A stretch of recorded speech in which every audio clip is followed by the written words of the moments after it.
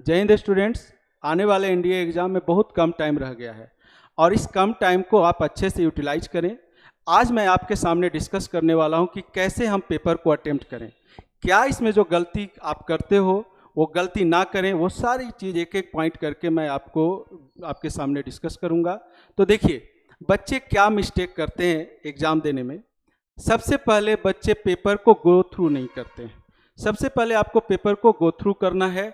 आपके पास 10 मिनट ऐसा होना चाहिए स्टार्टिंग का, जिसमें आप एक एक क्वेश्चन को रीड कर लें और आप मार्क करते चलें कि ये हमारा स्ट्रॉन्ग पॉइंट है, इस क्वेश्चन को हम इजीली कर सकते हैं।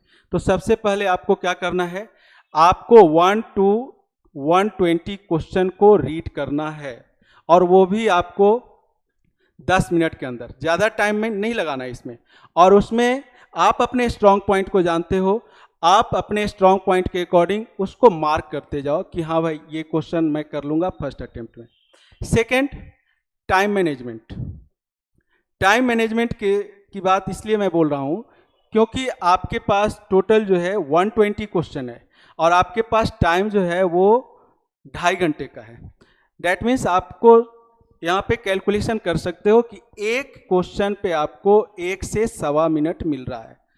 अब अगर बच्चा इसको गो थ्रू नहीं करता है, थ्रू आउट अगर नहीं देखता है, फर्स्ट क्वेश्चन में ही अगर आप 4 मिनट टाइम लगा देते हो तो आपका वो जो है आगे क्वेश्चन का टाइम खाएगा। तो आपको इस बात का भी ध्यान रखना है। थर्ड जो है मिस्टेक आपका, आप ईगो पे ले लेते हो किसी क्वेश्चन को, तो आपको ईगो पे क्वेश्चन को नहीं लेना है। ठीक है कि नहीं, इसका आंसर निकाल लेंगे हम। आपका जैसे ही आप देखो कि ये 1 या 2 मिनट ज़्यादा लग रहा है क्वेश्चन में, तो आप छोड़ दो, आगे बढ़ जाओ। और आपको अब स्ट्रेटजी बताने जा रहा हूँ कैसे आप टारगेट करेंगे। सबसे पहले हर एक बच्चे का एक टारगेट होता है कि हम 50 क्वेश्चन करेंगे, ठीक है, हम 60 क्वेश्चन करके आएंगे और हम 80 क्वेश्चन करके आएंगे। तो मैं तो ये आपको सजेशन दूंगा कि अगर आप 80 क्वेश्चन का टारगेट रखते हैं और एक्यूरेसी आप नहीं है आपके पास, आप नो एक्यूरेसी के साथ कर रहे हैं, तो आप 60 क्वेश्चन का टारगेट रखिए 100% एक्यूरेसी के साथ। ठीक है, 100% एक्यूरेसी के साथ आप 60 क्वेश्चन का टारगेट रखिए। ठीक है, आप पेपर अच्छे से क्वालिफाई करेंगे, बेहतर मार्क्स आएगा, आप 60 to 70 तक आप जा सकते हैं। ठीक है, अब आपको यहाँ पे ध्यान रखना है कि आपका स्ट्रॉन्ग पॉइंट क्या है।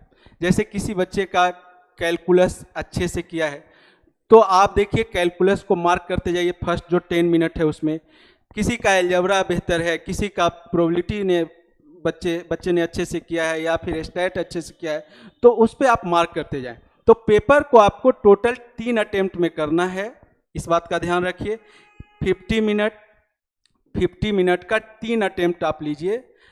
ठीक है, सबसे पहले उस टाइप का क्वेश्चन को कीजिए जो आप फॉर्मूला बेस्ड क्वेश्चन हो या पास्ट ईयर से आया हुआ क्वेश्चन हो। पास्ट ईयर को कभी इग्नोर नहीं करना बच्चों। तो वहाँ पे क्या है कि कुछ 4-5 क्वेश्चन ऐसे होते हैं जो पास्ट ईयर से डायरेक्ट आ जाता है, उसी से रिलेटेड होता है, तो आप उस क्वेश्चन को देखते ही टिक कर सकते हैं।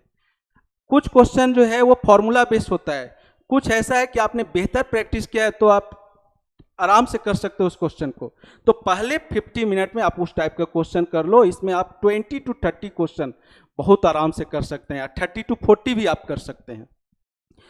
अगले 50 मिनट में जो आपने 10 मिनट लगाया है स्टार्टिंग में, उसमें आप अब एक कोड रखो कि जैसे मान लो हल्का टिक कर दिए या डॉट लगा दिए। तो फर्स्ट अटेम्प्ट में आप जो क्वेश्चन इजी वे में हो रहा है उसमें आप टिक लगाओ, सेकंड में डॉट लगाओ। तो सेकंड अटेम्प्ट में आप ये डॉट वाला क्वेश्चन करो जो थोड़ा कैलकुलेटिव क्वेश्चन है।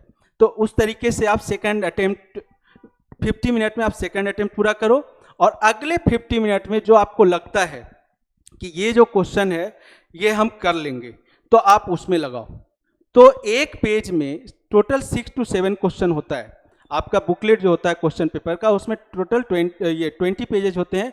एक पेज में 6 to 7 क्वेश्चन होता है। तो आपको जरूरी नहीं है कि फर्स्ट पेज से आपको सारे क्वेश्चन को अटेम्प्ट करना है। तो जो 3 अटेम्प्ट आप ले रहे हो, इसमें पहले वाले पेज से हो सकता है 2 क्वेश्चन हो, अगले में हो सकता है 3 क्वेश्चन हो। इस तरह से आप जो है किसी में 1 क्वेश्चन भी हो सकता है। तो 3 अटेम्प्ट में आप पेपर को दो।